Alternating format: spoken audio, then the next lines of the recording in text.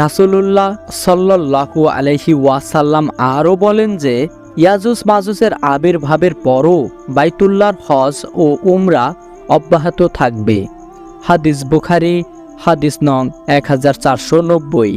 তাছাড়া রাসূলুল্লাহ সাল্লাল্লাহু আলাইহি ওয়াসাল্লাম একদিন ঘুম থেকে এমন অবস্থায় জেগে উঠলেন যে তার মুখমণ্ডল ছিল রক্তিম এবং মুখে এই বাক্য উচ্চারিত হচ্ছিল, আল্লাহ ছাড়া কোনো উপাস্য নেই, আরবদের ধ্বংস নিকটবর্তী।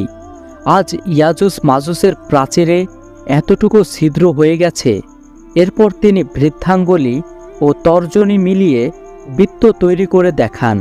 হযরত জয়নব রাদিয়াল্লাহু আনহা বলেন, আমি কথা শুনে বললাম, ইয়া রাসূলুল্লাহ, আমাদের মধ্যে সৎকর্মপরায়ণ লোক জীবিত থাকতেও কি ধ্বংস হয়ে যাবে? তিনি বললেন, হ্যাঁ, ধ্বংস হতে পারে যদি অনাচারের আধিক্য